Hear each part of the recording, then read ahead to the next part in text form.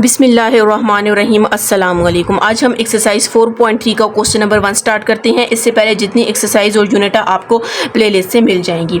Find the question में आपको कह रहे हैं find the indicated terms and the sum of the indicated number of terms in case of each of the following arithmetic sequence. ठीक है, सबसे पहले तो आपको अर्थमेटिक सीक्वेंस पता होना चाहिए। सीरीज और सीक्वेंस किसको बोलते हैं आपने याद रखना है कि अर्थमेटिक सीक्वेंस उसको बोलते हैं। फॉर एग्जाम्पल अगर आपके पास 1 2 3 अप टू 7 और उनके दरमियान अगर कॉमा आ रहा है तो आपने बोलना है ये अर्थमेटिक सीक्वेंस है, और अगर उन्हीं के दरमियान उन्हीं नंबर्स के दरमियान प्लस आ रहा है तो आपने बोलना है ये अर्थमेटिक सीरीज है। जैसे मैंने अर्थमेटिक सीरीज का फार्मूला यहाँ पे लिखा हुआ है। ठीक है, डेफिनेशन यहाँ पे लिखी है the sum of the terms of the sequence is called series. मतलब वो जो सीक्वेंस होती है फॉर एग्जाम्पल 1 2 3 अप टू 7 जो सीक्वेंस होती है उनके दरमियान अगर प्लस लग जाए तो आप उसको क्या कहते हैं, अर्थमेटिक सीरीज कहते हैं।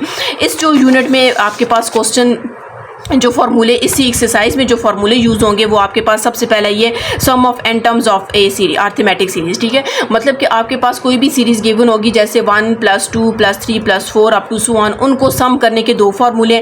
कुछ किसी जगह पे हम ये वाला फार्मूला यूज़ करेंगे, वो आपने देखना वैल्यूज़ किस लिहाज से गिवन है उस लिहाज से हम ये फार्मूला यूज़ करेंगे। और साथ में यहाँ पर ये एन टर्म जिससे आप अर्थमेटिक सीरीज़ का फाइंड करते हैं वो आपके पास ये फार्मूला यूज़ होगा। ये फार्मूला हम 4.2 में भी पढ़ चुके हैं। अब आपको क्वेश्चन में कह रहे हैं कि ये जो आपके पास सीक्वेंस गिवन है इस सीक्वेंस की आपने 20 टर्म भी फाइंड करनी है। ठीक है, और 20 टर्म्स का आपने सम भी फाइंड करना है। ठीक है, सबसे पहले तो हम इसको लिख लेते हैं।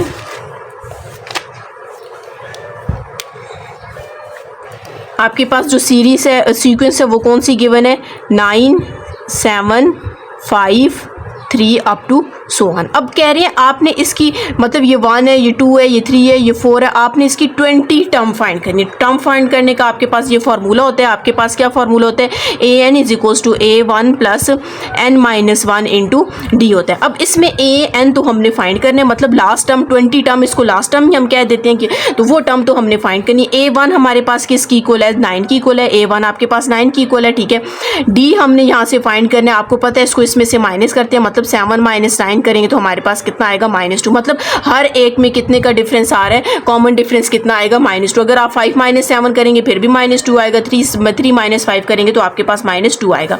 और यहाँ पर n हमारे पास कितना उन्होंने बोला हुआ आपने 20 टर्म तक फाइंड करना है तो n हमारे पास कितने 20 है। हम इसमें पुट कर देते हैं n की जगह 20 पुट करते हैं, a1 की जगह 9, n की जगह 20 -1 और d हमारे पास कितना -2 है। तो यहाँ पर 9 आ जाएगा प्लस 20 - 1 करेंगे तो 19 आ जाएगा और यहाँ पर आपके पास कितना आ गया -2। यहाँ पर 9 आ जाएगा, ये प्लस माइनस माइनस हो जाएगा। ठीक है, और जब आप 19 को 2 से मल्टीप्लाई करेंगे तो 2 9 × 18 238 आ जाएगा। ठीक है, तो a20 टर्म आपके पास 9 - 28 करेंगे तो हमारे पास कितना आ जाएगा 29 आ जाएगा। कर भी लेते हैं। ठीक है, आपने लिखना है 9 - 38 करेंगे तो -29 आंसर आ जाएगा। मतलब आपने 20 टर्म फाइंड कर लिया। अब इसका मतलब ये हुआ कि आपके पास 9 7 5 3 अप टू कौन से लास्ट इसकी टर्म कौन सी है, 20 है, -29 है। ठीक है, लास्ट टर्म इसकी -29।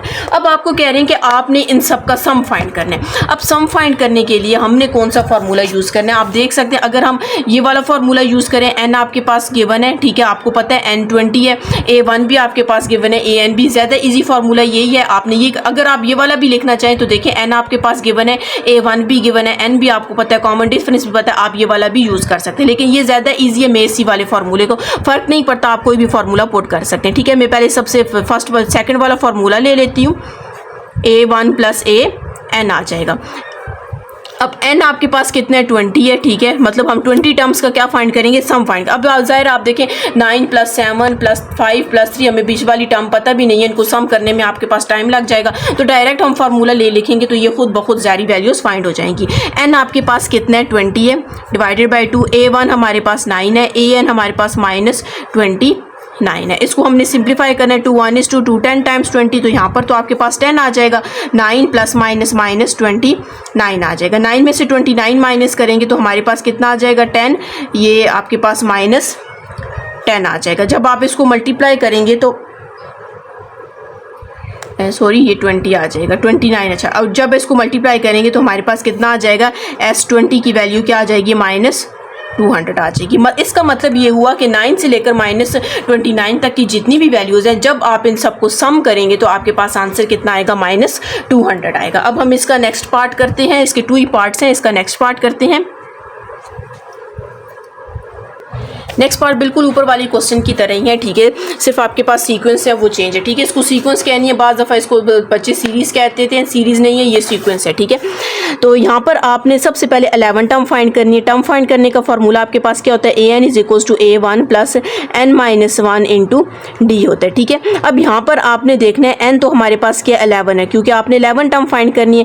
a1 हमारे पास कितना है, 3 है, और यहाँ पर हमने d फाइंड करना है। d आपको पता है, इसको इसमें से माइनस करेंगे, मतलब a/3 को माइनस कर देते हैं 3 से, मतलब सेकंड टर्म को फर्स्ट टर्म से आपने माइनस करना होता है, ठीक है। इसके नीचे कुछ नहीं है तो 1, इसका आपने एलसीएम ले लेना है, 3, 8 -3, और ये 3 को आप 1 से मल्टीप्लाई करें 3 आएगा, और 1 को आपने 3 से मल्टीप्लाई करना है तो 3 आएगा। तो d = 8, 1 is 8 आ जाएगा, और -3 3 × 9 / 3, तो हमारे पास ये कितना आ जाएगा, -1/3। डिफरेंस आपके पास क्या आ गया, -1/3।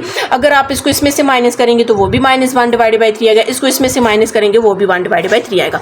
यहाँ पर ये बात भी याद रख लें कि अगर आपके पास एग्ज़ाम में पेपर ये क्वेश्चंस आ जाते हैं, ठीक है, क्वेश्चन में आपको ये नहीं बताया जाएगा कि ये आपके पास अर्थमेटिक सीरीज़ है, अर्थमेटिक सीक्वेंस है, हार्मोनिक है या ज्योमेट्रिक है, ये नहीं बताया जाएगा। आपने पहले सबसे खुद चेक करना होगा, ठीक है, आपको चेक करना होगा कि ये आपके पास कौन सी सीरीज़ है। अर्थमेटिक सीरीज़ के लिए आप, अर्थमेटिक सीक्वेंस के लिए आप क्या करते हो, इसको इसमें से माइनस करते हो और इसको इसके में से भी माइनस करना है। अब जब आप देखेंगे कि इनका कॉमन डिफरेंस सेम आ रहा है तो तब आपने सारे फार्मूले अर्थमेटिक सीरीज़ के ही लगाने हैं, ठीक है, सीक्वेंस की या सीरीज़ के ही लगाने हैं। जब आपके पास इनका रेशो जब सेम आए, वो हम आगे जाके पढ़ेंगे कि हार्मोनिक और ज्योमेट्रिक में आप कैसे चेक करते हैं। अब यहाँ पर हमने चेक कर लिया, अब हम इसमें फार्मूला अप्लाई करते हैं।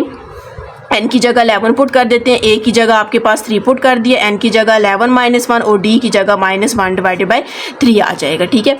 3 प्लस वैसे ही इसको आपके पास 10 आ जाएगा, और यहाँ पर -1/3 आ जाएगा। जब आप इसको सिंप्लीफाई करेंगे तो प्लस माइनस -10/3 आ जाएगा। इसका आपने एलसीएम लेना है, तो एलसीएम आपको लेने आना चाहिए, या आपके पास 9 - 10/3 आ जाएगा, सॉरी, तो यहाँ पर -1/3 आ जाएगा।